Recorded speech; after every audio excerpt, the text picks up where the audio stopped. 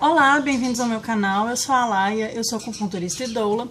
E uma amiga minha disse para mim certo dia que das acupunturistas que ela conhece, eu sou a acupunturista mais cientificista que ela já viu. E eu tive que rir dessa afirmação porque é verdade. Quem conhece os meus outros vídeos sabe que eu prezo muito pela parte da evidência científica quando a gente fala de parto, de amamentação, né? Estudos mais recentes. Eu sei que nem todo estudo é sério, eu sei que existem estudos comprados, estudos enviesados, com amostragens ruins, com um pouco número de sujeitos estudados, né? A ciência é uma coisa muito complexa, então a gente também tem que ver como que os estudos estão sendo desenvolvidos, né? E para isso é preciso ter um crivo para selecionar o que foi feito de forma séria, buscando realmente fazer ciência de verdade, e o que é só estudos que tentam provar uma conclusão já pré-estabelecida. Então, sim, de fato, eu gosto muito de ciência, não sou nenhuma grande entendida no assunto, mas é uma área que me desperta muito interesse. Quando chegou a época de vacinar minha filha, né, esse interesse foi posto à prova. Acredito que para muitas mães, levar o filho para vacinar pode ser uma decisão muito dolorosa. E existe toda uma polêmica hoje em dia em torno desse assunto das vacinas. Conheço muitas pessoas maravilhosas que não vacinam seus filhos, outras que vacinam até mais do que eu acharia necessário. E eu entendo que isso é uma escolha, uma decisão muito pessoal e muito delicada. E no que diz respeito à acupuntura, eu acredito que a acupuntura ela é uma racionalidade médica diferente. Quer dizer, ela parte de uma estratégia de construção do conhecimento dela com outra forma de linguagem, mas não quer dizer que ela compete ou é contraditória com a medicina atual. Tanto que, cada vez mais, com as nossas ferramentas ocidentais, a gente está conseguindo, aos poucos, provar muitas coisas sobre o funcionamento da acupuntura. Então, eu não acho que a acupuntura uma coisa anule a outra. Então, o fato de eu ser acupunturista e ser super a favor de uma alimentação natural, de uma medicina preventiva, não quer dizer que eu não gosto de ciência. Eu tô falando isso porque muitas vezes, quando as amigas me perguntam a minha posição pessoal sobre vacinação, a minha resposta acaba surpreendendo elas. Porque eu não sou contra vacinas, como muitos iriam esperar. Na medicina chinesa, dentro do que eu compreendo, a vacina não é uma coisa boa. A vacina não causa mais saúde para o corpo, ela causa o que a gente chama de um calor tóxico no corpo, mas mesmo sabendo disso, e mesmo sendo da opinião de que o que gera saúde numa pessoa é tomar sol, respirar ar, fazer exercício, aquela coisinha de sempre, né? E se alimentar direito, especialmente alimentos que tenham energia vital, alimentos vivos, né? Alimentos orgânicos, e além de tudo isso, o cultivo de boas emoções. Esse é o pilar da saúde na visão da medicina chinesa, e eu acho que de qualquer pessoa que tenha bom senso. Mas eu acho que vacina é uma coisa muito séria. A sensação que eu tive a primeira vez que eu levei minha filha para tomar vacina, naquela vacina dos 2 meses, que a gente tem tanto medo, é de que eu estava indo fazer um mal para ela. Eu estava pegando um bebê saudável, um bebê feliz, e levando ela para tomar uma injeção que ia causar dor, na verdade 3 injeções, né? E que ia causar reações desagradáveis no corpo dela, ela ia sofrer naquele dia, e eu estava me sentindo o agente do mal, indo levar ela para tomar vacina. Mas o meu marido, que é físico, que é das ciências, me chamou para razão, né? Conversou comigo e não me convenceu, porque eu pretendia vacinar ela, mas me ajudou a levar ela para tomar a vacina. Por que eu ia vacinar? Porque doença é uma coisa muito séria. E existem algumas doenças tão graves que não existe saúde perfeita, prevenção.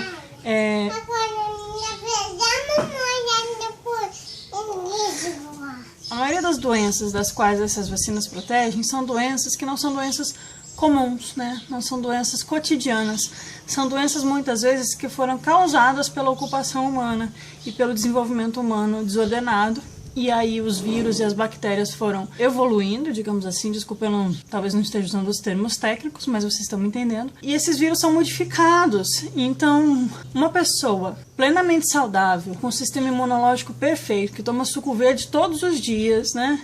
Faz acupuntura toda semana, a pessoa tá assim, super forte. Se essa pessoa não é imunizada contra uma doença desse tipo de vírus que as principais vacinas protegem, talvez ela pega a doença e ela vem a óbito, porque por maior que seja a imunidade dela, o corpo humano não está preparado para combater essa doença a tempo.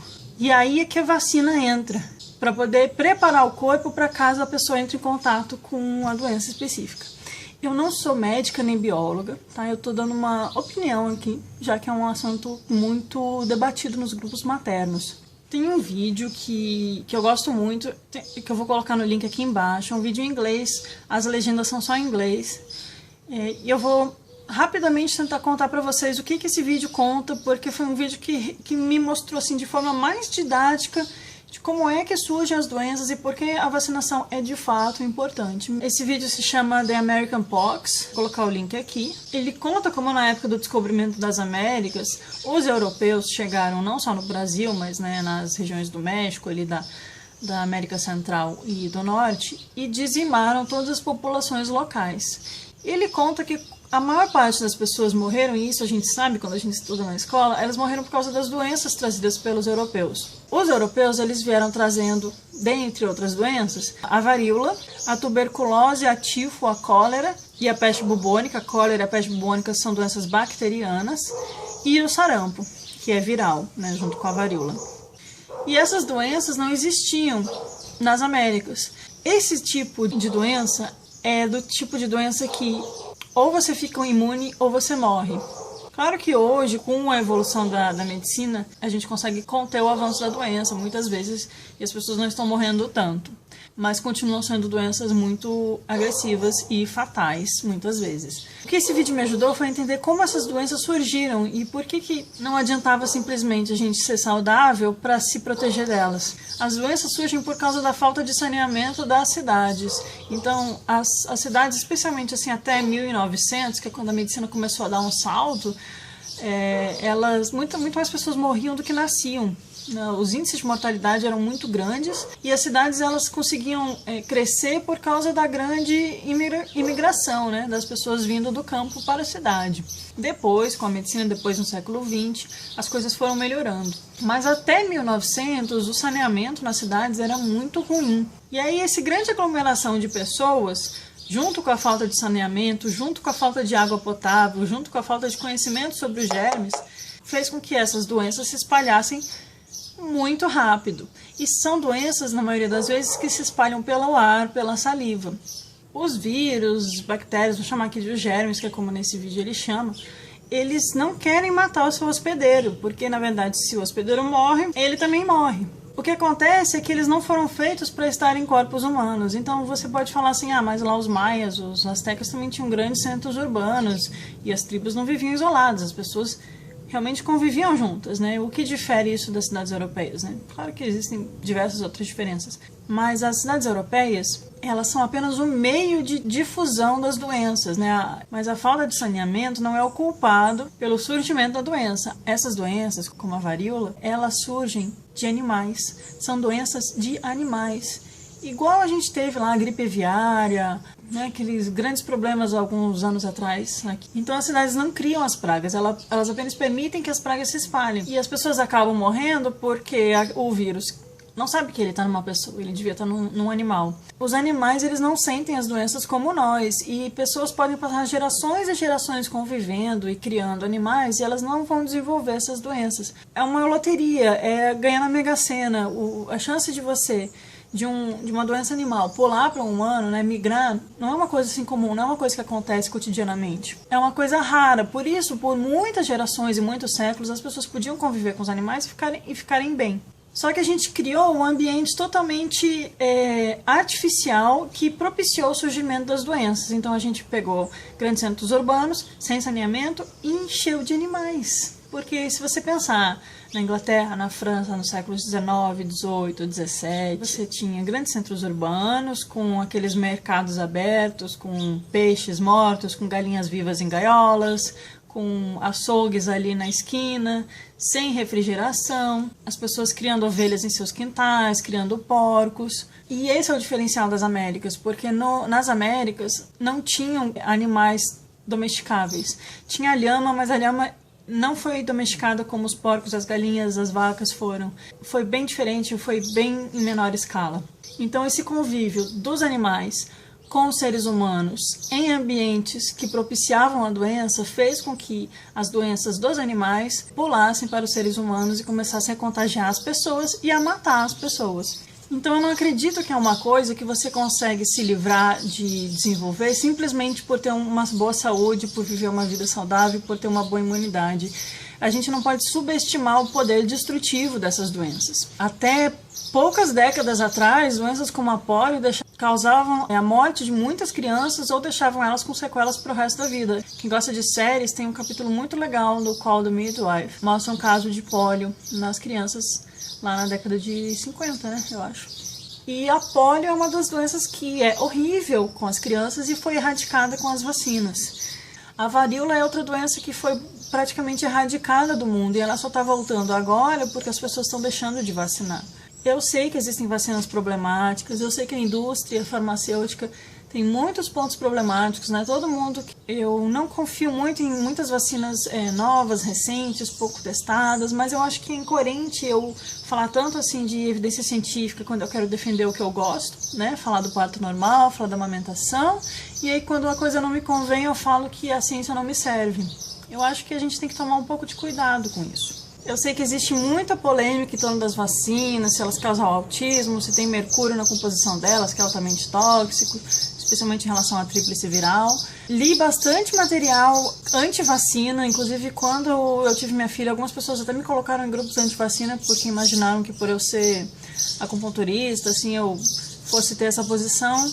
Depois de ler bastante, eu cheguei à conclusão de que seria muito irresponsável da minha parte, por mais que me doesse, por mais que fosse contra o que eu gostaria de acreditar, eu não levar minha filha para tomar as vacinas, no mínimo, as consideradas mais importantes, e foi o que eu fiz. Eu vacinei ela apenas com as vacinas do calendário. Eu não sou fã de vacinas, eu não vacinei no particular nenhuma vez, não dou vacina de gripe, eu acho totalmente desnecessário. Não dei a rotavírus por diversos motivos que eu posso explicar em outra ocasião. Tudo foram questões muito bem pensadas. Inclusive, a tríplice viral tem um vídeo do canal do Nerdologia, que é um biólogo que explica direitinho porque a toxina presente nas vacinas é considerada pequena perto de outras toxinas que a gente consome cotidianamente, como, por exemplo, comer algum tipo de peixe, que pode ter mais alumínio e mercúrio na carne dele do que na composição da vacina. Então, a gente tem que ter cuidado com informações enviesadas, né? Vou deixar também o link para esse vídeo do Nerdologia aqui embaixo. Eu mesma tive sarampo quando eu tinha 5 anos e apesar de ter apenas 5 anos eu lembro muito bem da dor que eu senti no corpo. Fui para o hospital por causa dessa doença e o sarampo é uma das doenças que está voltando a aparecer porque as pessoas não estão mais vacinando. E quando a gente deixa de vacinar o nosso filho, eu entendo que nós, enquanto classe média, informada, com acesso à informação, a gente tem entendimento sobre a nossa autonomia e o nosso direito de escolha. Eu sei que é muito doloroso quando você vai num posto de saúde e fala que eu mesma sofri retaliação quando fui no posto e recusei a rotavírus. Eu tive que conversar com a pediatra, pegar uma autorização, foi bem complicado.